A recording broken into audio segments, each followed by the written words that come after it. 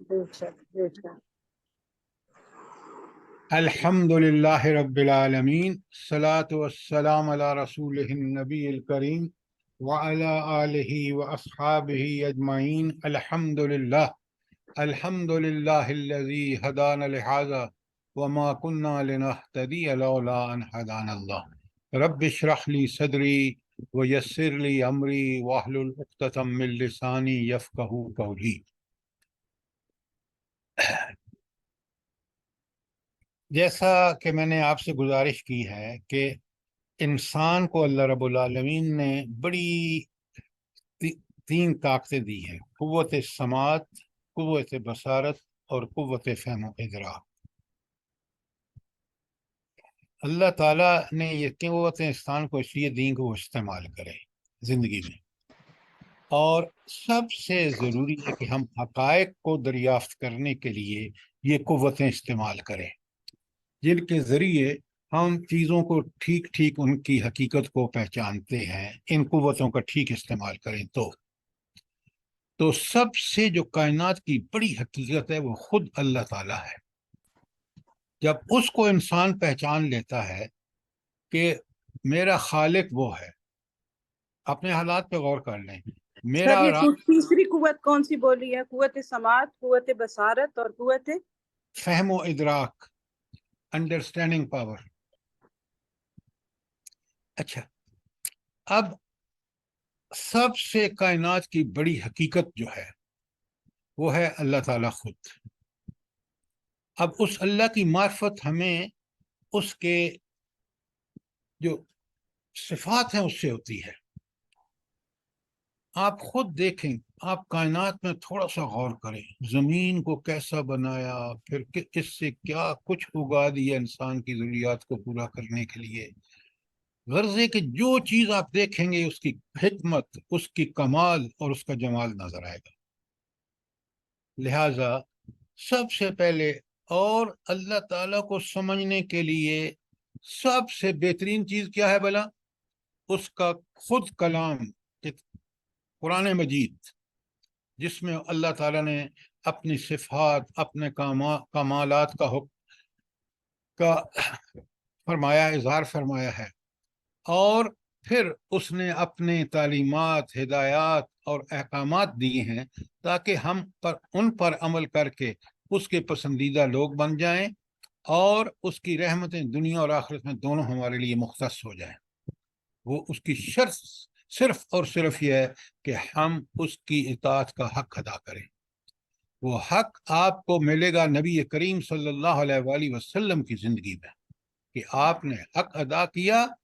اور دیکھیں، ٹھیک 13 سال بعد 14ویں سال مکے میں مدینے میں حکومت قائم ہو گئی تھی، اور جب آپ 10 سال بعد یعنی 23ویں سال دنیا سے تشریف لے گئے ہیں تو پورا جزیرۃ العرب اسلام کے امن کے دامن میں آ چکا تھا۔ پھر اس کے بعد جو آپ نے جو ایک مومنٹم اس میں تحرک پیدا کیا ہے، اس کی وجہ سے دیکھیں کہ کیا ہوتا ہے ابو بکر صدیق کے دور میں، عمر فاروق کے دور میں۔ کاش آج کا مسلمان اس بات کو سمجھے کہ ہماری عزت، ہماری عروج، ہماری ترقیاں اس کتاب سے وابستہ ہے۔ ہم نے سب کچھ آزما لیا، ہم نے طاغوت کی ہر قسم کی چاکری کر کے، ہم نے اللہ کے احکامات کو پس پشت ڈال کر ان کا کہنا مان کے ذلت اور پستی دیکھیں عرب کے ہاتھ میں تھی۔ اس نے ہم عزت کے مستحق نہیں بنے، اس کے تابع دار بن کے ہم اس کی نافرمانیاں کی تو ذلت کا دیکھ لیں، انجام دیکھ لیں۔ آج دیکھ لیں ہمارے حکمرانوں کو یہ کوئی سوچتا ہی نہیں ہے کہ بھئی حق کیا ہے اور باطل کیا ہے، اور وہ آج بھی باطل پرستی میں جس نے ہمیں یہاں لا کے کھڑا کیا اس کے پیچھے لگے ہوئے ہیں۔ خدا کے لیے ہم خود تو سوچیں، کم از کم میں اور آپ سوچیں کہ ہماری فلاح دنیا اور آخرت اسی کتاب میں ہے۔ تو لہٰذا قرآن کو جب تک سمجھ کے نہیں پڑھیں گے یہ چیزیں آپ پہ بالکل 100% حقائق ہیں وہ واضح نہیں ہوں گے۔ اب ہم چلتے ہیں واپس اپنی سورہ الانعام میں۔ تو ایک اور ٹپ میں بتاتا ہوں آپ کو، کیونکہ یہ سب چیزیں اللہ رب العالمین کے فضل و کرم سے میں نے اللہ ہی کی توحید و نصرت سے سیکھی ہیں، اور آپ کو بتا رہا ہوں تاکہ آپ بھی ان پہ عمل کریں۔ مثلا آپ ایک بات بڑی اچھی طرح نوٹ فرمائیں، آیت کو پڑھیں گے سمجھیں گے تو آپ دوسری کو سمجھیں گے تو پہلی اور دوسری کا ربط آپ کو سمجھ آ جائے گا، اور اسی طرح آپ کو پتہ چل جائے گا کہ یہ گروپ آف آیات جو ہے، یہ آیات کا جو یہ گروپ ہے، یہ اس کا مین ٹاپک یہ ہے۔ مثلا میں آج بتاتا ہوں آپ کو تاکہ ہم مثال سے سمجھیں۔ آیت 33 سے شروع ہو رہا ہے، اور میں آپ کو جگہ جگہ بتاؤں گا کہ یہاں اس آیت 33 سے آگے جو ہے نا، وہ ہے رسالت پر اعتراضات ہیں مخالفین کے، جو اس وقت تھے، ہر زمانے رہے اور آج بھی ہیں۔ جواب اللہ تعالیٰ نے شافی اور کافی قرآن میں دے دیے ہیں۔ تو پہلا جو ٹاپک میں نظر آتا ہے وہ ہے رسالت پر اعتراضات اور اس کے جواب۔ اب ذرا دیکھیں، میں پڑھتے ہم سمجھتے ہیں تاکہ ہمیں اندازہ ہو۔ بسم اللہ الرحمن الرحیم۔ آیت 33 میں کر چکا ہوں، دوبارہ اس لیے پڑھ رہا ہوں تاکہ ہم اس نقطے کو، اس پوائنٹ کو سمجھیں کہ کس طرح آیات کو جوڑ کر اور ان کا صحیح مفہوم اخذ کرتے ہیں، گروپ آف آیات کا۔ قد نعلم، اللہ تعالیٰ فرماتے ہیں ہمیں معلوم ہے، اللہ تعالیٰ فرماتے ہیں میں خوب جانتا ہوں، انہ لیحزنک الذین یقولون، بے شک وہ لوگ آپ کو اذیتیں دیتے ہیں، ہم میں ڈالتے ہیں، یقولون جو یہ کہتے ہیں، فإنہم، ہاں جو آپ کی مخالفت میں، فإنہم لا یکذبون، یہ آپ کو جھٹلاتے نہیں ہیں، یہ آپ کا انکار نہیں کرتے، ولکن الظالمین بآیات اللہ یجحدون، بلکہ یہ ظالم اللہ کی آیتوں کا انکار کرتے ہیں۔ دیکھا آپ نے، اعتراض کافروں نے کیا کہ نبی کریم صلی اللہ علیہ وسلم کو، جن کو وہ کہتے تھے کہ یہ تو سچے اور نبوت سے پہلے خود کہتے تھے یہ صادق اور امین ہے، اب جب نبی نبوت کا اعلان کیا تو آپ دیکھیں کیسے کیسے جھوٹے الزام گھڑتے ہیں، یہ شخص نعوذ باللہ جھوٹا ہے، یہ دیوانہ ہے، یہ پاگل ہے، نعوذ باللہ۔ تو اللہ فرماتے ہیں کہ دیکھیں اب یہ جواب اللہ دے رہا ہے، اعتراض کافروں کا تھا، اللہ جواب دے، لیکن اے نبی یہ آپ کو نہیں جھٹلا رہے، یہ در حقیقت آپ پر جو تانے کس رہے ہیں، جو زبان درازی کر رہے ہیں، وہ اس وجہ سے کہ آپ ہمارا پیغام ان کو پہنچا رہے ہیں، یہ پیغام کی یہ اللہ کی مخالفت کر رہے ہیں۔ تو اب پہلی آیت ہم نے دیکھی، بالکل دوسری بھی اسی کے ساتھ جڑی ہوئی ہے۔ آگے فرمایا لقد کذبت رسل من قبلک، اے نبی کریم صلی اللہ علیہ وسلم یہ کوئی نئی بات نہیں ہے، بلکہ اس سے پہلے بھی بہت سے رسولوں کو تم جھٹلا چکے۔ قریش مکہ کو بتایا جا رہا ہے اس وقت، اور آج ہمارے زمانے میں ہمارے منکرین رسالت کو سمجھایا جا رہا ہے۔ فَصَبَرُوا عَلَى مَا كُذِّبُوا، تو ان انبیاء نے کیا کیا، انہوں نے صبر کیا اس بات پر کہ ان کو جھٹلایا جا رہا ہے، وہ کتنا حق جو انہی کے فائدے کا بتا رہے ہیں وہ اس کی مخالفت کریں، اس پر بھی انہوں نے صبر کیا، لہٰذا آپ بھی صبر کریں۔ دیکھا کیسے رسالت پر اعتراضات اور اللہ کتنے بھرپور جوابات دے رہے ہیں۔ وَأُوذُوا حَتَّى آتَى نَصْرُنَا، ان کو ستایا گیا، ان پر ظلم و ستم ڈھائے گئے، اور انہوں نے جب یہ کیفیت ہوئی اور اس کیفیت کو حد تک پہنچنے سے پہلے ہمارا کیا آ گیا، اچھا حتی آتاہم نصرنا، پھر ہماری مدد آئی ان رسولوں کے لیے، ولا مبدل لکلمات اللہ، اور اللہ کی باتیں کبھی تبدیل نہیں ہوتی۔ کیا مطلب؟ مطلب یہ ہے کہ آج بھی اگر کوئی رسولوں کی اطاعت نہیں کرے گا اور ان کی سرکشی اور ان کے خلاف، اس دین کے خلاف جو نبی لے کے آیا ہے اس کے خلاف چالیں چلیں گے، تو آج بھی اللہ اس بات پر قادر ہے اور وہ کرے گا کہ ان کو تباہ برباد کر دے گا اگر یہ مان کے نہ دیے تو۔ مہلت سے بھی فائدہ نہ اٹھایا، آگے آپ دیکھیں تو یہاں سب سے بڑی بات جو سمجھائی جا رہی ہے کہ رسولوں کی جو دعوت ہے اس دعوت کی خلاف ورزی کی انتہا کو نہ پہنچو، اگر انتہا کو پہنچ گئے تو پھر اللہ کی ماضی میں دیکھ لیں اور آئندہ بھی یہی ہوگا. لقد جاءک من نبأ المرسلین، اے نبی صلی اللہ علیہ وآلہ وسلم آپ کے پاس پیغمبروں کے حالات پہنچ چکے. یہ حالات کہاں سے پہنچے نبی کریم صلی اللہ علیہ وآلہ وسلم کو؟ جلدی بتائیں. سر وہی سے قرآن قرآن کے پاک، ذریعے، قرآن سے، وہی کے قرآن اور ذریعے. حدیث. آپ وہی. جنرل بات کرتے ہیں. سورہ آراف میں کتنے پیغمبروں کا ذکر ہے؟ سورہ ہود میں کتنے پیغمبروں کا ذکر ہے؟ سورہ نمل میں، سورہ شعراء میں. قرآن پڑھتے ہیں تو غور سے پڑھا کریں.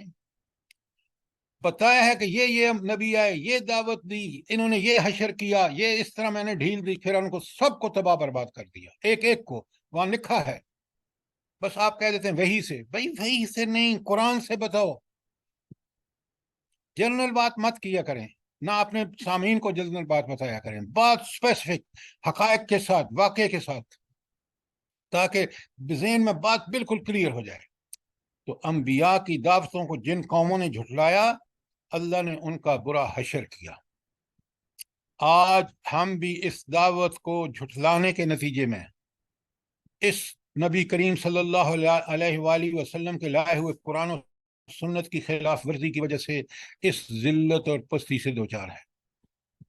اگر اب بھی ہم باز نہ آئے، توبہ طائب نہ کی ہم نے، آپ یقین مانیں اللہ کی سنت پوری ہو کے رہے گی. دیکھیں نا، یہ معمولی بات نہیں. ولا مبدل لکلمات اللہ، اللہ کی باتیں کبھی تبدیل نہیں ہوتی، اللہ تعالیٰ کی دائمی سنت ہے. یہ مذاق نہیں ہے. قرآن پڑھیں، سمجھیں، ہم اپنے آپ کو اس کے تابع کر دیں. اچھا، اب میں پہلے بتا چکا ہوں آپ کو ذرا، کیونکہ میں آپ کو آج بتا رہا ہوں کہ کس طرح ہم جوڑتے ہیں. آپ نے دیکھا آیت 33 کس طرح جڑی ہوئی ہے آیت 34 کے ساتھ، کہ انبیاء کی تصدیق کی لوگوں نے، اور پھر اللہ تعالیٰ نے ان کا کیا حشر کیا. بالکل یہ اگلی آیت بھی اسی کے متعلق ہے، لیکن تھوڑا سا آپ غور کریں گے تو بات سمجھ آئے گی. ہوتا کیا تھا کہ یہ جو منکرین تھے نا، اب طرح طرح کے مطالبے پیش کر رہے ہیں. بدبختوں کو نہیں پتا کہ ہمارا مقابلہ اللہ تعالیٰ سے، جو ہماری ایک ایک چال کو جانتا پہچانتا، ہمارے دلوں کے جو فطور ہیں اس سے بھی واقف ہے. اب بڑے غور سے دیکھیں. پتہ ہے وہ کیا کرتے تھے؟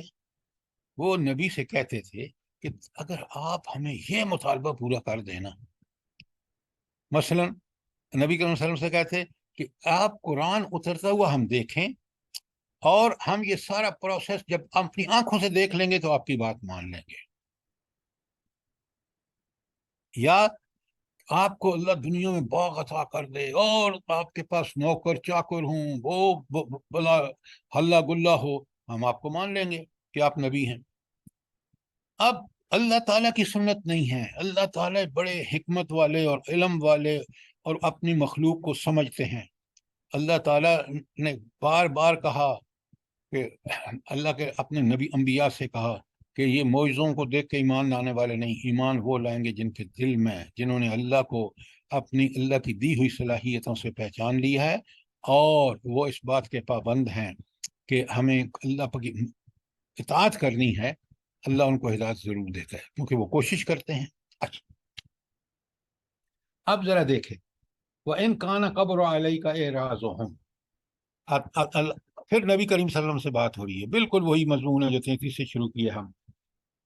ہاں، ان کا کانا قبر علیہ کا اعراضہم، اگر ان کا منہ موڑنا، ان کا انکار کرنا آپ کو بڑا بھاری لگتا ہے، اور کیونکہ یہ آپ سے مطالبہ کر رہے ہیں کہ ذرا فلاں فلاں مطالبے پورے کر دو، فرمائشیں ہماری، تو اللہ کہتے ہیں فَإِنِ اسْتَطَعْتَ أَن تَبْتَغِي نَفْقًا فِي الْأَرْضِ أَوْ سُلَّمًا فِي السَّمَاءِ، تو پھر اگر تم کر سکتے ہو نا تو کیا کرو، یا تو زمین میں سرنگ کھود کے وہ نکال کے لے آؤ جو مطالبہ یہ کر رہے ہیں، اس کو پورا کرو، یا تم آسمان میں سوئی لگا کے کچھ لے آؤ.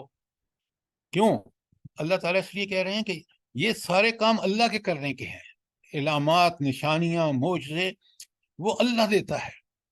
کوئی رسول نہیں گھڑ کے لا سکتا، کوئی رسول اپنی طاقت سے نہیں لا سکتا. آپ پر اس لیے آپ تسلی دے رہے ہیں اللہ کہ آپ پریشان نہ ہوں. میں اللہ تعالیٰ فرماتے ہیں کہ یہ معجزے جو مانگ رہے ہیں میں نے پورے کر رہے ہیں، میں ہی کر سکتا ہوں، کوئی اور نہیں، آپ کچھ بھی نہیں کر سکتے۔ لہٰذا اللہ فرماتے ہیں کہ یہ زمین میں سرنگ کھود کر یا آسمان پر چڑھ کے لے آؤ نا ان کے لیے فتاتیہم بآیہ، تو ان کے لیے کوئی نشانی لے آؤ۔ اب آیت کا لفظ آیا ہے، آیت کا معنی قرآن کی آیت کا بھی ہے، ایک ٹکڑا جو قرآن کا جس کو ہم آیت کہتے ہیں۔ یہاں آیت کا مطلب ہے مادی معجزہ، ایسا معجزہ جو ہم اپنی آنکھوں سے دیکھ رہے ہیں۔ وہ معجزے کون دے سکتا ہے؟ حضرت موسیٰ کو اللہ تعالیٰ نے دیا، اس عصا میں وہ معجزہ تھا۔ اللہ تعالیٰ نے حضرت صالح علیہ السلام کو اونٹنی کا معجزہ دیا۔ اور ایک بات یاد رکھیں، جب ان معجزوں کو بھی دیکھ کے کوئی قوم ایمان نہیں لاتی تو اس پر پھر اللہ تعالیٰ کا عذاب واجب ہو جاتا ہے۔ پھر دیکھ لیں ان کا کیا حشر ہوا۔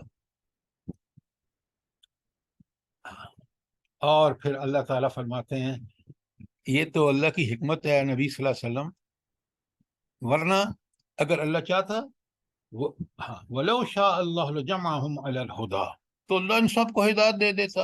مخلوق میں دیکھ لیں، زمین کو ہدایت دے دی ہے، وہ کام کر رہی ہے جو کچھ کرنا، اس کو چاند، سورج، ستارے، نباتات، جمادات، حیوانات دیکھ لیں۔ فَلَا تَكُونَنَّ مِنَ الْجَاهِلِينَ، اور آپ جو ہے ان لوگوں میں سے نہ ہو جائیے جو غافل ہوتے ہیں۔ اچھا، اب میں نے آپ کو لکھوا دیا ہے یہ اس آیت کے بارے میں کہ اگر اللہ چاہتا تو سب کو ہدایت دیتا۔ میں آیات لکھوا چکا ہوں آپ کو، کیونکہ لاسٹ ٹائم پرسوں ایک خاتون نے کہا تھا کہ ہمیں حوالے، تو وہ میں نے کل لکھوا دیے ہیں آپ کو، تو ان کو ساتھ رکھ کے پڑھیں گے تو اور کو بات سمجھ آ جائے گی۔ تو یہاں یہ سنت، اب پھر دیکھیں بالکل اس آیت 35 میں اس سنت کا اعادہ اللہ تعالیٰ فرما رہے ہیں کہ مادی معجزے بھی دکھانے انبیاء اسی وقت دکھا سکتے ہیں جب اللہ کا حکم، اور اللہ نے یہ ماضی میں کیا ہے۔ لیکن ان معجزوں کو دیکھ کر بھی ایمان نہیں لائے۔ فرعون ایمان لے کے آئے تھے، حضرت صالح کی قوم ایمان لے کے آئی تھی، اس اونٹی کو پاؤں کاٹ دیے، اور اللہ نے پھر ان کو جس عذاب سے دوچار کیا وہ بھی آپ کے سامنے ہے۔ تو اللہ تعالیٰ، یہ اصل میں اللہ تعالیٰ بار بار یہ ساری واقعات بیان کر کے ہمیں ہدایت، ہمیں وارننگ، ہمیں تنبیہ دے رہے ہیں کہ اے لوگو، یہ دیکھو اللہ کی سنت رہی ہے، اسے ہٹو مت، ایمان لا کے عمل صالح کرو، تم دنیا میں اللہ کے، دنیا اور آخرت میں ایمان اور عمل صالح کی وجہ سے عزت یافتہ ہو جاؤ گے، عروج پر چلے جاؤ گے۔ اگر تم نے یہ نہ کیا جو آج آپ کے سامنے ہے، کہ اگر تم نے رسولوں کی بات کو، قرآن و سنت کی بات کو جھٹلایا، تو پھر اللہ کا پکا سچا وعدہ ہے کہ کبھی عزت نہیں دے گا۔ وَمَنْ أَعْرَضَ عَنْ ذِكْرِي، جس نے میرے اس قرآن سے منہ موڑا، فَإِنَّ لَهُ مَعِيشَةً ضَنْكَ، ہم اس کی معیشت کو تنگ کر دیں گے، اس کی زندگی کو تنگ کر دیں گے، اس کی معاشرتی زندگی ہو، اس کی معاشی زندگی ہو، اس کی سیاسی زندگی ہو، اس کا عروج ہو، سب کا سب اس کا تعلق اس ہدایت پر کے اتباع میں ہے۔ اگر اس پہ عمل کرے گا، قرآن و سنت پہ، تو پھر اس کو وہ رفتیں، وہ ترقیاں نصیب ہوں گی جو تاریخ گواہ ہے۔ نبی کریم صلی اللہ علیہ وآلہ وسلم کا دور دیکھ لیں، صحابہ کرام کا، خلفاء راشدین کا وہ دور دیکھ لیں جب یہ قرآن و سنت نافذ تھے۔ اور اگر اس سے روگردانی کریں گے، ہم نے 75 سال روگردانی کا بہت بڑا جرم کیا ہے۔ ہم نے طاغوت کی اطاعت میں مجاہدین افغانستان پر بمباریاں کرائی ہیں، یہاں سے اس دھرتی سے جو اسلام کے لیے بنی تھی خلاف اسلام، طاغوت کی پیروی میں ہم نے وہ جرائم کیے۔ اللہ تعالی ہمیں معاف کرے، اللہ سے دعائیں کیا کریں۔ تو آپ نے دیکھا کہ یہاں اس سورت کو میں نے شروع میں آپ کو بتایا تھا کہ یہ سورہ جو اعلیٰ نام ہے نا، یہ 12ویں یا 13ویں سال نبوت کے مکے میں نازل ہوئی۔ اب یہ وارننگ اس وقت قریش کو 12 سال دعوت دیتے ہوئے، قریش مکہ کو وہ نہیں مان کے دیے تھے، اب ان کو فائنل وارننگ دی جائے، حجت قائم کی جا رہی ہے، دیکھ لو یہ میں نے کیا ہے نبی انبیاء کے ساتھ، اور آج ہمیں بتایا جا رہا ہے کہ اگر تم باز نہ آئے، تم نے یہی طاغوت کی پیروی، طاغوت کی اطاعت کی اور اللہ تعالیٰ کی اطاعت چھوڑ دی، تو پھر حالات آپ کے سامنے ہیں، تباہی اور بربادی آپ کے سامنے ہے۔ تو پھر آخری عذاب اس قوم پہ آ کے رہتا ہے جو توبہ کر کے پلٹتی نہیں ہے حق کی طرف۔ اس لیے دعا کریں ہم خود انفرادی حیثیت میں توبہ طائب ہو کر اللہ کی طرف پلٹیں، اللہ کے دین کی اطاعت میں آ جائیں، اور اجتماعی طور پر بھی لوگ یہ کام کریں، اللہ تعالیٰ پھر مہلت دے دیتا ہے۔ یہ اللہ کی سنت ہے۔ قوم یونس کا معاملہ آپ کے سامنے ہے۔ اچھا، آج یہ 33، 34 اور 35 میں نے آپ کے سامنے جوڑی ہیں، سمجھا ہے۔ کوئی سوال ہو، کوئی چیز کلیئر نہ ہوئی ہو، ورنہ میں آپ کے آج 36 میں چلتے ہیں ہم۔ کوئی سوال، کوئی کامنٹ؟ شاباش۔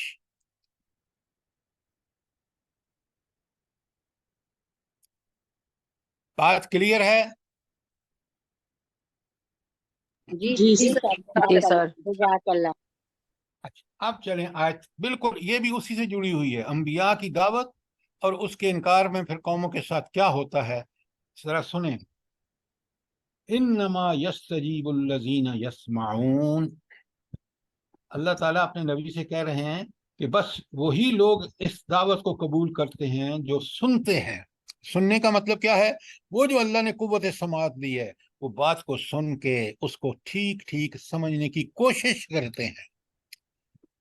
دین اسلام دین فطرت ہے، ہماری فطرت کے اندر وہ ساری نیکیاں اور بھلائیاں اللہ تعالیٰ نے الہام کر دی ہیں۔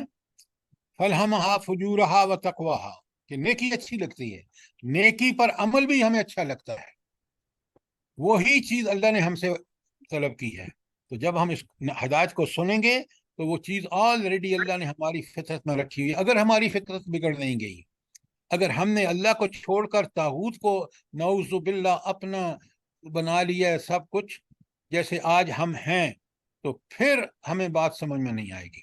ورنہ حقیقت دنیا کے اندر عقل بھی مانتی ہے، نقل بھی بتاتی ہے، انبیاء کی ساری دعوتیں اور واقعات جو نقل اس کو کہتے ہیں، وہ بھی سارے ثابت کرتے ہیں کہ طاقت اور قدرت اللہ کے پاس ہے۔ طاغوت چند روز کے لیے اچھلتے ہیں، جب اللہ جب چاہتا ہے تو ان کی گردن دبوچ دیتے ہیں۔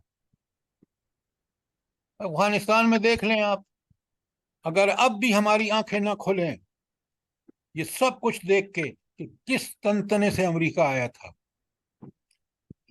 میں نے ایک ویڈیو میرے پاس آئی، کسی دوست نے بھیجی امریکہ سے، وہ سارے بیانات اور ان کے جو غلغلے تھے کہ ہم افغانستان میں یہ کریں گے، ہم وہ کریں گے، سنے تو حیران رہ جائیں۔ اور آج اس کا نتیجہ دیکھیں تو آپ کو خدا کی قسم اللہ کا صاف ہاتھ نظر آ رہا ہے کہ رب کس طرح اس نے ان کو ذلت آمیز شکست سے دوچار کیا۔ رب نے ان مجاہدین کو نہ کپڑے پورے ان کے پاس، نہ ان کے پاس کھانا پورا، نہ ان کے پاس اسلحہ، کس طرح ان کو عزت بخشی۔ آج وہ جو پتلون اور قمیض اور ان کی طرح ٹائی پہن کے بالکل اس کا لباس پہن کے ہم نکلتے ہیں، پھر ہم بڑے اکڑ کے چلتے ہیں، وہ پگڑی باندھا ہوا افغان آج دنیا کے لیے سب سے بڑا ٹیرر ہے۔ اللہ نے اس کو اپنا ایسا نمائندہ بنایا ہے کہ دنیا کی ساری طاقتیں اس کے سامنے زیر ہو چکی ہیں۔ پہلے انگلینڈ ہوا جب دنیا پہ حکومت کر رہا تھا، پھر روس ہوا جب وہ سپر پاور تھا، پھر امریکہ آیا کہ میں اب سب کا بدلہ لوں گا۔ اللہ نے اس کو عبرت بنا کے چھوڑا۔ یہ ہے رب کی تائید اور نصرت، یہ ان کو ملتی ہے جو اللہ کے تابع دار ہوں۔ یہ ان سے چھن جاتی ہے جو طاغوت ہوں یا طاغوت کے پیروکار ہوں۔ تاریخ اٹھا کے دیکھ لیں، آج تو ہمیں طاغوت کو کھول کے بیان کرنے میں کوئی دقت نہیں ہے۔ رب نے ان کی ساری چالیں ناکام کر کے ہمارے سامنے تاریخ میں آج کا دور کھول کے رکھ دیا۔ اگر اب بھی ہم میں طاغوت کا ڈر ہے تو پھر اللہ ہی ہمارا حافظ ہے۔ تو اس لیے یہ جو پھر میں نے آپ کو وہ ساری آیات بھی لکھوائی ہیں کہ اللہ تعالیٰ نے کس طرح اپنے نبی کو تسلی دی ہے بار بار۔ اب آگے چلتے ہیں، آیت کا اگلا حصہ 36 کا۔ वल-मौत यबअसुहुमुल्लाह, कितनी बड़ी हकीकत है। अल्लाह ताला फरमाते हैं और मुर्दों को अल्लाह जिंदा करेगा। ये दुनिया, मौत के बाद अगर आप समझते हैं ना, मौत तो एक पर्दा है, बरज़ख है, उसके बाद भी रूह अलग इलीन में और कब्र में बॉडी पड़ी हुई है, या जहां कहीं उसको मौत आई है, समुद्रों में, हवाओं में, जहां भी है, और उन सब को अल्लाह अपने हुक्म से जमा करेगा। क्या दलील दी है अल्लाह ने। तुम इसमें शक में हो कि तुम्हें अल्लाह दोबारा जमा कर नहीं कर सकता? और भाई तुम तो थे ही नहीं, तुम्हारा वजूद ही नहीं था। उसने तुम्हें पैदा करके, उसने तुम्हें इंसान बना के, तुम्हारी परवरिश करके, तुम्हारी किफालत करके, तुम्हारे हर तरह के जरूरतों को पूरा करके, उस अल्लाह को समझता है इंसान के वो ये नहीं कर सकेगा? कि इंसान कितना बदबख्त है, आप बताएं मुझे। उसने देख लिया कि उसने किस तरह मुझे वजूद बख्शा, सारे मराहिल हमारे सामने हैं। उसके बाद ये कहना कि वो अल्लाह ये नहीं कर सकता, ये नहीं कर सकता। सुब्हानल्लाह व बिहम्दिही, सुब्हानल्लाहिल अज़ीम, ला हौला वला कुव्वता इल्ला बिल्लाह। ताकत और कुदरत उसके पास है, किसी के पास कुछ नहीं। जो चाहे करता है, जो चाहे कर सकता है। वो कह रहा है कि मैं तुम्हें दोबारा जमा करूंगा, तो मुर्दों को जिंदा करूंगा, और फिर उसके बाद फरमाया इन्नहुम इलैहि युरजाऊन, फिर वो पलटाएगी भी उसी के पास जाएंगे, हशर में जमा करके हिसाब लेगा। ये मामूल चंद अल्फाज हैं आयत के। तुमने अगर दुनिया में अंबिया की मिशन, अंबिया के पैगाम को झुठलाया, उसका इनकार किया, तो फिर याद रखो। देखें ये आयत उसी से जुड़ रही है जो आयत 33 मैंने आपके सामने पढ़ी है, कि अंबिया के मैसेज के बारे में, कि तुमने अगर अंबिया के पैगामात को ठुकराया और तुमने अल्लाह को छोड़कर तागूत की, तो फिर याद रखो वो रब तुम्हें जिंदा करके अपने पास बुलाएगा, फिर तुमसे हिसाब लेगा। ये मामूली बात नहीं है, काश हम इस पर सोचें और समझें। ये थी आयत 36। अब चलते हैं आयत 37 पर। बिल्कुल ये देखें, वही अंबिया का पैगाम और उसकी मुखालफत करने वालों का अंजाम, यहाँ देखें जुड़ी हुई, बिल्कुल वो उसी मजमून पे चल रही आयतें। वकालू, अल्लाह अकबर, सुने बात 37 जो बिल्कुल उसी से जुड़ी हुई है। वकालू, और ये लोग ये कहते हैं, यानी काफर कहते हैं, लौला नुज़्ज़िला अलैहि आयतुम मिर रब्बी, इस पर अल्लाह की तरफ से कोई निशानी क्यों नहीं उतरी, आयत क्यों नहीं उतरी। अब यहां बिल्कुल आपको आयत को समझना है कि उस जुमले में आयत का लफ्ज किस मानी में इस्तेमाल हो रहा है। ये बड़ी अहम बात है। अब काफिर क्या कहते थे कि भाई इस पर कोई आयत क्यों नहीं उतरी। यहां आयत का मतलब क्या है? मादी मोजज़ा, जो हम देख के कहते कि हाँ, जो उनके मुतालबे थे। मादी मोजज़े की मिसाल हजरत ईसा, हजरत मूसा अलैहिस्सलाम का डंडा है, असा है। मादी मोजज़े की मिसाल हजरत सालेह अलैहिस्सलाम की ऊँटनी है। मादे मोजज़े की मिसाल हजरत ईसा के मोजज़े हैं। तो अल्लाह ताला ने जब चाहा, जब उसकी हिकमत और इल्म का तकाजा हुआ, तो उसने मोजज़े इंसानों को भेजे हैं।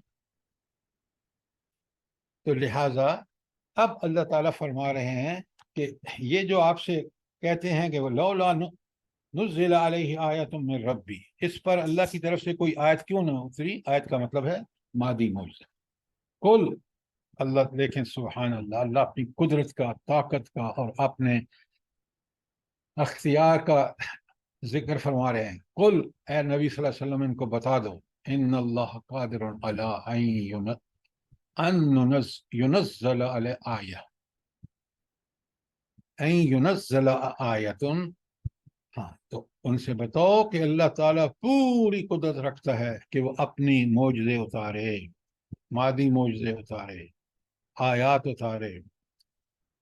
वलाकिन अक्सरहुम ला यालमून, लेकिन इस अक्सर ये बात जानते ही नहीं है, क्योंकि वो अल्लाह को नहीं जानते। मुखालफत करें, नबी उनको बता रहा है कि अल्लाह सब कुछ कर सकता है, ये बात इनके समझ में नहीं आती। یہ دنیا پرست، یہ عقل پرست، یہ مال پرست، یہ ہوس پرست، ان کو اس ساری چیزوں کے پیچھے جس کا ماسٹر پلان اللہ کا ہے وہ دیکھ ہی نہیں سکتے، ان کو علم ہی نہیں ہے، اس پر ایمان ہی نہیں رکھتے، لہذا یہ جانتے ہی نہیں ہے۔ تو مادی معجزہ اصل میں یہ بات یاد رکھیں، جن قوموں نے مانگا اور اللہ نے وہ مادی معجزہ نازل فرما دیا۔ حضرت موسیٰ کی مثال آپ کے سامنے ہے، تو پھر اللہ تعالیٰ نے اس کے بعد جب مان کے نہیں دیا نا، تو آپ دیکھ رہے ہیں واقعات، وہ قومیں بالکل تباہ برباد کر دی اللہ نے۔ کیوں؟ ان کا مطالبہ بھی پورا کر دیا گیا، پھر بھی اللہ تعالیٰ کو نہیں ان کو مان کے دیا، لہذا ان کی تباہی جو ہے وہ بالکل یقینی تھی۔ اچھا، قرآن مجید میں بلا آپ یہ بتائیں کہ انسانوں کو بالکل چیلنج کیا، یہ قرآن خود معجزہ ہے، بلا کیسے؟ جلدی بتائیے۔ یہ قرآن اللہ کا کلام ہے، زندہ کلام۔ کیسی بات کر رہے ہیں آپ؟ قرآن میں کئی جگہ آیا ہے کہ ایک صورت بنا کے لو، بالآخر ایک پہلے پایا قرآن اس جیسا قرآن بنا کے لے آؤ، کوئی نہیں لگا کے سکا، بنا کے لا سکا۔ پھر کہا کہ ایک صورت بنا کے لو، 3 آیات پہ مشتمل صورتیں ہیں، اس جیسی بنا کے لے آؤ، کوئی نہیں لا سکا، قیامت تک کے لیے معجزہ ہے۔ قرآن نہیں پڑھتے آپ؟ چیلنج کیا ہے قرآن میں، کئی جگہوں پہ قرآن نے چیلنج کیا کہ لے آؤ، یہ ہے معجزہ۔ ساری خلقت حضرت محمد رسول اللہ کے بعثت کے لے کر قیامت تک یہ اس چیلنج ہر قوم کو چیلنج ہے، ہر امت کو چیلنج ہے، ہر دور کے انسانوں کو چیلنج ہے۔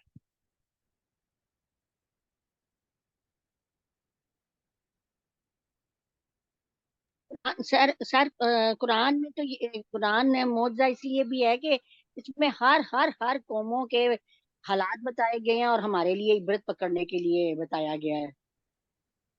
دیکھیں، وہ ہدایت کے لیے اللہ نے واقعات کو ہمارے سامنے صحیح سولانے واقعات کو بیان کیا ہے تاکہ ہم اس سے ہدایت لیں۔ لیکن معجزہ دیکھیں نا، قرآن معجزہ اس لیے ہے کہ قرآن نے کہا ہے کہ ایک صورت لے آؤ، اور 4-5 جگہوں پر یہ آیت آئی ہے، پہلے پورا قرآن، پھر 10 صورتیں، پھر کہا آخر میں کہا کہ ایک صورت بنا کے لے آؤ۔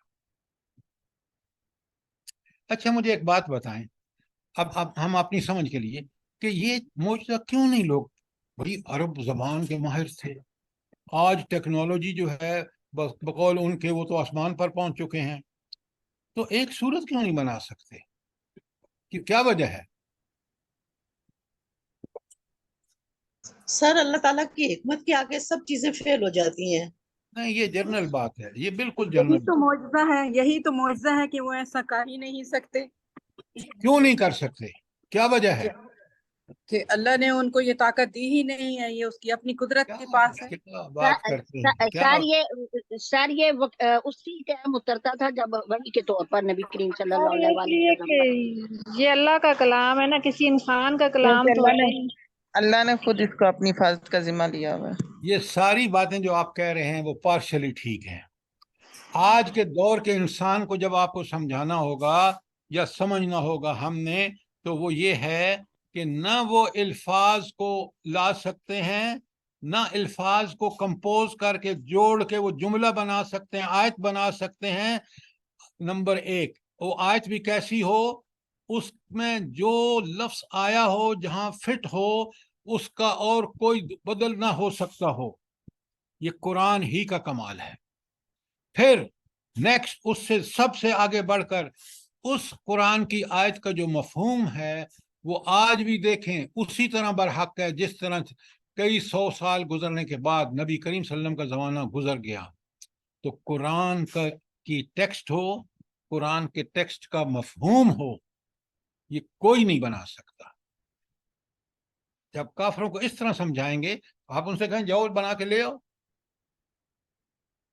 بات کریں تو دلیل، قرآن کی دلیل سے بات کریں۔ یہ جنرل باتیں آپ جب کرتے ہیں نا تو وہ اصل ایشو کو ہٹ نہیں کرتی۔ تو یہ ہے وجہ کہ قرآن اپنی ٹیکسٹ کے اعتبار سے اپنے سب سے پہلے الفاظ کا چوائس، نمبر 2 ان کو جس طرح جوڑا گیا ہے کمپوز کر کے جو آیت بنائی گئی ہے وہ، نمبر 3 اس کے اندر جو معنی کا سمندر ہے، وہ کوئی انسان، کوئی ایک دماغ، سارے انسان مل کے بھی، اللہ تعالیٰ تو کہتا ہے تم خود بھی بیٹھو، بلا لو جن کو بلانا ہے، پھر لے آؤ اس کی جیسی ایک آیت صورت لے آؤ. اس لیے کہ وہ باتیں آپ جو ہیں وہ پارشلی بالکل ٹو دی پوائنٹ. بات کلیئر ہے؟ جی سر. اچھا، اب یہ تھا ہم نے آیت نمبر 37. اب ہم چلتے ہیں آیت نمبر 38 پر. اگر 37 کا کوئی سوال ہے تو پوچھیں. اچھا، اللہ تعالیٰ کے دلائل ذرا سمجھنے کے لیے نا، کہ اللہ تعالیٰ جو دلیل دیتے ہیں اس پہ تھوڑا غور کریں گے تو بات سمجھ آئے گی. مثلا میں آپ کے سامنے پڑھ رہا ہوں آیت 38، بڑے غور سے سنیے. آپ سے پہلے سوال کروں گا پھر میں آپ کو جواب دوں گا. وَمَا مِن دَابَّةٍ فِي الْأَرْضِ. سبحان اللہ، اللہ کیا بیان فرما رہے ہیں. اللہ فرماتے ہیں کوئی ایسا جانور جو زمین پر چلتا ہے، وَلَا طَائِرٌ يُطِيرُ بِجَنَاحِهِ إِلَّا أُمَمٌ أَمْثَالُكُمْ. اور جو 2 پروں پر اڑنے والا پرندہ ہے، یعنی کوئی جانور ہو جو چل سکتا ہو یا کوئی پرندہ جو ہوا میں اڑتا ہو، یہ کیا ہے؟ الا امثالکم، یہ تمہاری ہی طرح کی جماعتیں ہیں، امتیں ہیں. اب تھوڑا سا غور کریں گے نا تو اللہ تعالیٰ فرما رہا ہے تم تو مخلوق میں ذرا غور و فکر تو کرو. ہاں، پہلے آپ میں سے کوئی اس کا بتا سکتا ہے کہ مفہوم کیا ہے اس کا، آیت کا؟ آپ بڑے غور سے سنیے بات. چرند ہوں یا پرند ہوں، سب کے سب، مثلا چونٹیوں کی مثال لے لیں، شہد کی مکھیوں کی مثال لے لیں، یہ ساری کی ساری ایک اجتماعیت، جس طرح انسانوں کی اجتماعیت ہے، جس طرح ہم مل جل کے شہر بساتے ہیں، گاؤں بساتے ہیں، سڑکیں بناتے ہیں، تمدن کا ایک سلسلہ تہذیب و تمدن کا جاری کرتے ہیں، اسی طرح اللہ رب العالمین نے چرند ہوں پرند ہوں سب کو اسی طرح ان کی ایک اجتماعیت قائم کی ہے. آپ دیکھ لیں، میں نے آپ کو مثال دی ہے شہد کی مکھیوں کی. اب ریسرچ ہو رہی ہے، لوگ پریشان ہیں کہ یہ مکھی کس طرح شاید جمع کرتی ہے، کیا ان کا ایک نظم ہے، کیا ان کا ایک اجتماعیت ہے، کیا ان کا سسٹم ہے کہ انسان کو شہد پرووائڈ کرنے کے لیے اللہ رب العالمین نے ان کی ایک پوری اجتماعیت، ان کا ایک پورا اسائنمنٹ ان کو دے دیا، اور کس انداز میں یہ کام کرتے ہیں. اور اللہ تعالیٰ فرماتے ہیں میں نے وہی کی شہد کی مکھی کو، وہ وہی کیا ہے، اس کے دل میں یہ بات ڈالی کہ وہ یہ کام کرے، اور وہ کر رہی ہے. تو معجزے مانگنے والوں کو اللہ تعالیٰ کہہ رہا ہے کائنات میں ذرا غور تو کرو، دیکھیں اللہ تعالیٰ نے کیا مثال دی ہے. عقل دی ہے نا اللہ نے، تو سمجھ بوجھ دی ہے نا، ذرا اس کو استعمال کر کے دیکھ لو، تمہیں پتہ چل جائے گا کہ اللہ تعالیٰ نے تو ہر قسم کے، ہر نوع کے اندر ایک اجتماعیت رکھی ہے جس طرح انسانوں کے اندر رکھی ہے. تم معجزے مانگ رہے ہو، تم اس اللہ تعالیٰ سے جس نے یہ کچھ کر کے دکھایا تمہیں آنکھوں کے سامنے ہے، اس کا انکار کر کے، اور اس کے اوپر اللہ تعالیٰ کہتے ہیں نا، سورہ یاسین آپ اکثر پڑھتے ہیں کہ اللہ کہتے ہیں کہ میں نے اس کو بنایا اور پھر یہی میرے بارے میں جھگڑے کرنے لگا. یہ ہماری کیفیت ہے کہ جس نے ہمیں یہ پیدا ساری کیا. چیزیں بھی اللہ تعالیٰ کے پاس جمع کی جائیں گی.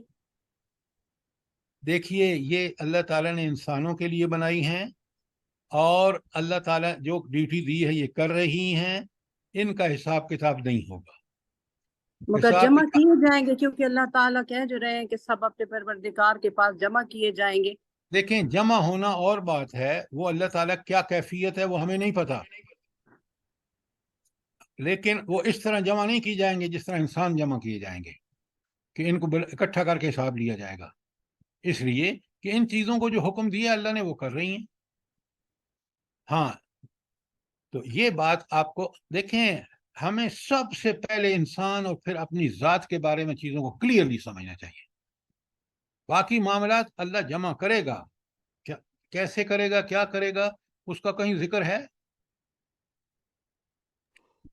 السلام علیکم سر ورحمۃ اللہ۔ سر جیسے ہمیں وہ جو بکری کا ذکر ہے کہ وہ ایک سینگ والی بکری دوسری جو جس کو مارے گی بغیر سینگوں والی، تو اس کا بھی حساب لیا جائے گا اللہ تعالیٰ کے حضور حشر کے میدان میں۔ اچھا یہ بتائیں کہ یہ چیز جو اللہ تعالیٰ نے ان بکری کے بارے میں کہی ہے، اسی طرح دوسرے حیوانوں کا معاملہ ہوگا، لیکن اس کی تفصیلات تو ہمیں نہیں پتہ ہے؟ جی، جتنا بتا دیا اللہ تعالیٰ نے بس اتنا ہی ہمارے لیے کافی ہے، اور ہم اس کو سمجھ لیں کہ اللہ ہر ظلم کا وہاں بدلہ ہوگا، چاہے کسی نے بھی کیا ہو۔ سر یہ جو ترین پرند اور حیوانات ہیں ان کو بھی اختیارات ہیں انسان کی طرح کے؟ اللہ سوچیں تو صحیح، کیا بات کر رہے ہیں آپ؟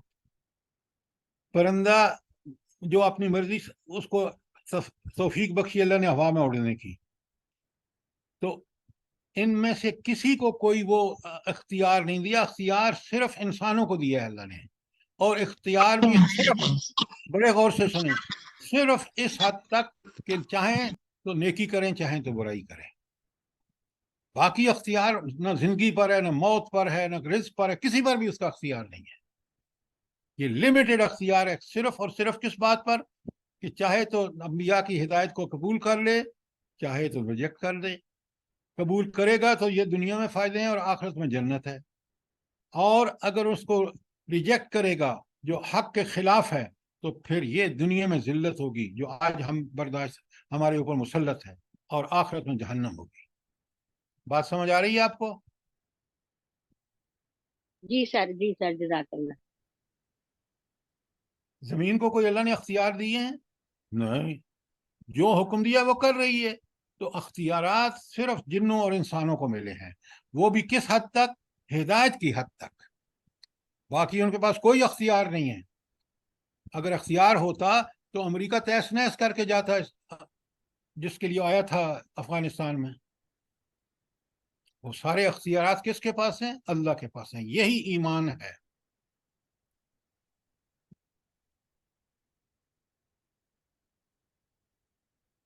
تو آپ نے دیکھا کہ اللہ تعالیٰ کس طرح بات سمجھانے کے لیے ہمیں اس آیت 38 میں مثال دے رہا ہے کہ تم تو سوچو تو صحیح، یہ مکھیاں شاید کی، یہ دوسری مکھیاں، یہ آپ کے چرند، یہ پرند، ان کی بھی اللہ تعالیٰ نے بالکل ایک اجتماعیت رکھی ہے۔ جس طرح انسان ہے نا کہ ان کی روزی کا بندوبست سب کچھ اللہ نے اپنے ذمے لیا ہے، اور ان کو یہ سینس دے دیا ہے کہ وہ مل کے رہیں، گاؤں بسائیں، شہر بسائیں، بالکل اسی طرح ہم نے جو ضروریات تھیں دوسروں مخلوق کی وہ ہم نے ان کو دی ہے، ہر نوع کو اللہ تعالیٰ نے۔ اچھا اب آیت 38 میں بتا دیا اللہ رب العالمین نے کہ اللہ فرماتے ہیں کہ سر جی پلیز یہ اللہ امام امثالکم اس کی ذرا تھوڑی ساری تشریح کر دیں۔ پہلے ترجمہ کریں بلا کیا ہے اس کا؟ کیسی؟ یہ جو پڑھا ہے آپ نے کیا ترجمہ ہے اس کا؟ مگر امتیں ہیں تم جیسی۔ یہی تو بات میں آپ کو بتا رہا ہوں کہ جس طرح تمہاری اجتماعیت ہے، سارا کھول کے بتایا کہ انسان جس طرح ان کو جو ضروریات ہیں اس کے مطابق مل کے رہنا، شہر بسانا، گاؤں بسانا، یہ انسانی گروہ کو اللہ نے یہ چیزیں دکھا دی، سمجھا دی، وہ انسان کر رہا ہے۔ بالکل اسی طرح چرند اور پرند جو ہیں ان کی بھی جو ضروریات ہیں، کس طرح انہیں مل کے رہنا ہے، کس طرح ان کا کھانا ہونا ہے، کس طرح ان کا پینا ہونا ہے، کس طرح انہوں نے وہ جو اللہ نے جس مقصد کے لیے پیدا کیا انہوں نے پورا کرنا ہے، وہ سارا ان کو سجھا دیا ہے۔ اس لحاظ سے وہ امت ہے۔ بات کلیئر ہے؟ جی سر جزاک اللہ۔ آیت نمبر 38، ما فرتنا فی الکتاب، ہم نے تقدیر لکھنے میں کوئی کسر نہیں چھوڑی، ما فرطنا فی الکتاب من شیء، یہ تو یہ آیت کا ٹکڑا تھا. اور یعنی یہ اس کا مطلب کیا ہے، پہلے اس کو سمجھ لیں، پھر اگلی بات تو بڑی آسان ہے. اللہ رب العالمین نے اپنا علم، جو اس اللہ کا علم ماضی، حال، مستقبل محیط ہے ہر زمانے پر، اس کو پتہ ہے کل کائنات میں کس چیز نے کیا کام کرنا ہے، اور وہ لکھا ہوا ہے کتابیں.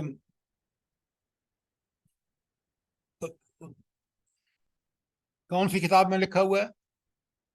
لوہے محفوظ میں. لوح محفوظ میں. تو اللہ رب العالمین کے فیصلے ان جانوروں پر تو مسئلہ کوئی مسئلہ نہیں ہے، زمین آسمان، کیونکہ جو حکم دیا وہ کر رہے ہیں، اور وہ اس نے لکھ دیا ہے وہ کر رہے ہیں. مسئلہ انسانوں اور جنوں کا تھا کہ جن کو ہدایت کے اعتبار سے اختیار دیا گیا، انہوں نے بھی جو کچھ کرنا ہے، کس نے اچھا کام کرنا ہے، کس نے برا کام کرنا ہے، سب اللہ کو پتہ ہے. اور ان کی کارکردگی کی بنیاد پر اللہ تعالی نے ان کا بھی لکھ دیا ہے کہ یہ کام کریں گے وہ خود اپنے اختیار کی وجہ سے، لیکن اللہ کو پتہ ہے اور اللہ نے وہ لکھ دیا ہے. یہ ہے اس کا مطلب کہ ما فرطنا فی الکتاب من شیء، کہ ہم نے ان کی تقدیر کے لکھنے میں کوئی کسر نہیں چھوڑی. یہ بات اچھی طرح سمجھ لیں. ہدایت اور ضلالت کے بارے میں یاد رکھیں، اللہ تعالیٰ کو علم ہے کہ کل اس بندے نے کیا کرنا ہے، کرے گا وہ بندہ خود اختیار کی وجہ سے کرے گا، لیکن اللہ کو پتہ ہے، اس کا اللہ نے لکھ دیا.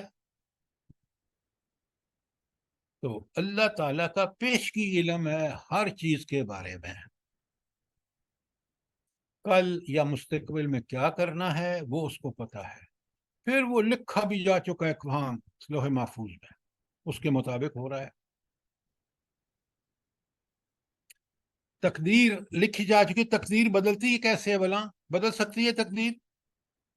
سر دعا سے دعاؤں سے، جزاک دعاؤں سے اللہ، سر. بالکل. دعا، خالص دعا، اللہ سے دعا، اللہ کو اس حیثیت میں سمجھنے کے بعد کہ وہ اس نے سب لکھ دیا ہے، لیکن وہ تبدیل کر سکتا ہے. اگر میں دعا کروں تو میری مصیبت ٹل سکتی ہے، میں اس مصیبت سے بچ سکتا ہوں. تو دعائیں بڑی ضروری ہیں. یہاں سے دعا کی بات بھی سمجھ آتی ہے.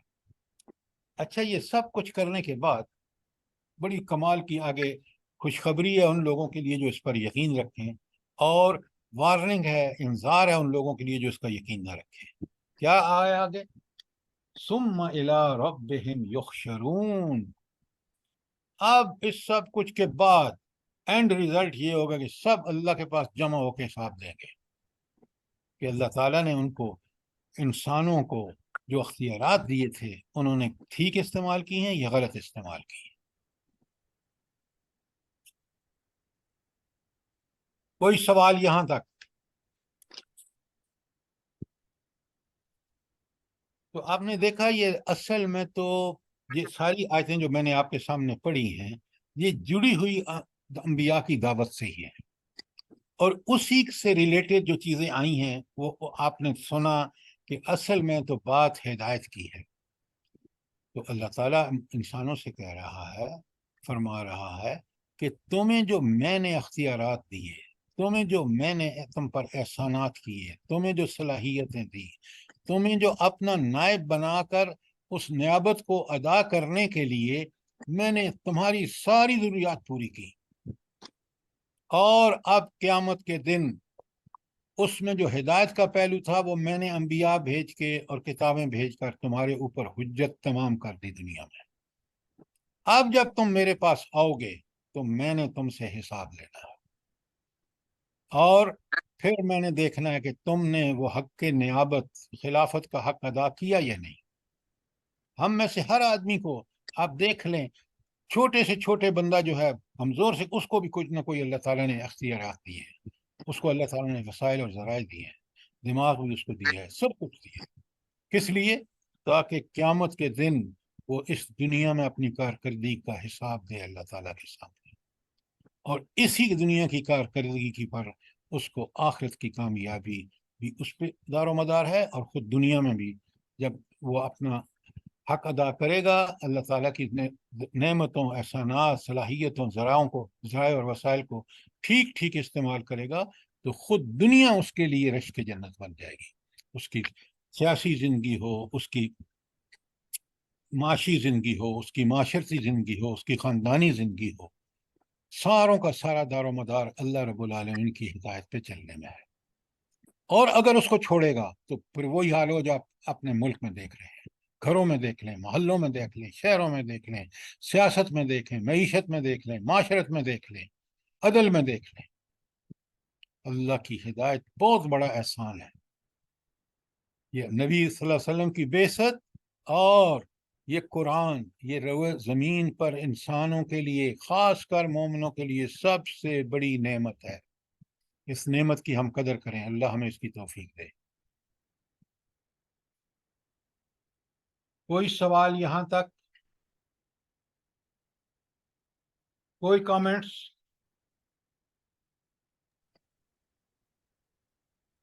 ابھی یہ سلسلہ دیکھیں، آپ کو بتایا نا کہ آپ ذرا ان آیتوں کو سمجھ کے جب جوڑیں گے تو بات سمجھ آئے گی۔ جی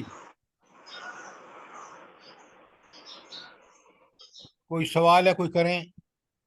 نہیں سر، اتنا اچھا آپ سمجھا دیا آپ نے۔ سر اس میں نا یہ ہمیں ما فرطنا فی کتابی فی شیء، اس سے سبق ہمیں اصل ملتا ہے کہ پچھلے سورت اعراف، سورت ہود، سورت القصص وغیرہ ساروں کو پڑھنے سے ہمیں عبرت ملتی ہے کہ اگر تم نے بھی ان طرح کا کام کیے تو تمہارا بھی حشر برا ہوگا۔ خدا کے لیے عبرت پکڑو اور فرضاً بھی اور اجتماعی توبہ بھی کرو۔ بالکل۔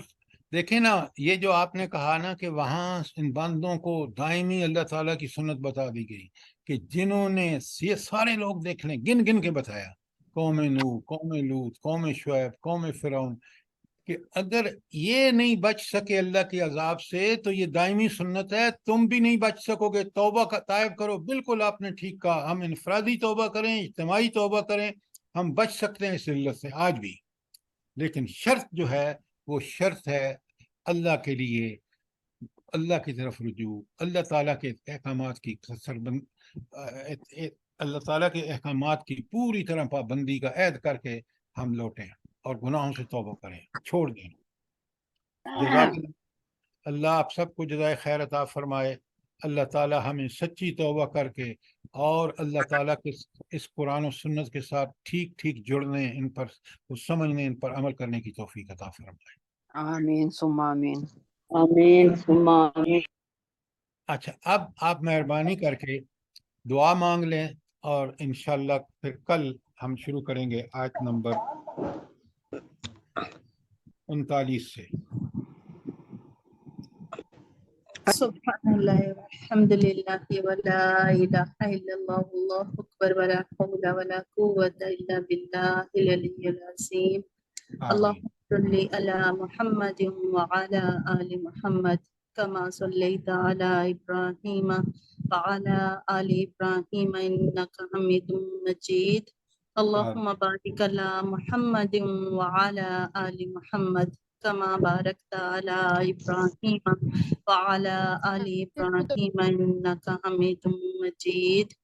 اللهم ارزقني التفكر والتدبر بما يتلوه لساني من كتابك، والفهم له والمعرفة بمعاني، والنظر في عجائب، والعمل بذلك ما بقيت، إنك على كل شيء قدير۔ رب جعلني مقيم الصلاة ومن ذريتي ربنا وتقبل دعاء، ربنا اغفر لي ولوالدي وللمؤمنين يوم يقوم الحساب۔ اللهم أنت ربي لا إله إلا أنت خلقتني وأنا عبدك وأنا على عهدك ووعدك ما استطعت، أعوذ بك من شر ما صنعت، أبوء لك بنعمتك علي وأبوء بذنبي فاغفر لي فإنه لا يغفر الذنوب إلا أنت۔ سبحان ربك رب العزة عما يصفون وسلام على المرسلين والحمد لله رب العالمين۔ سبحانك آمین نشهد أن لا إله إلا أنت نستغفرك ونتوب إليك. السلام عليكم ورحمة الله وبركاته. علیکم وعلیکم السلام السلام ورحمۃ ورحمۃ اللہ. اللہ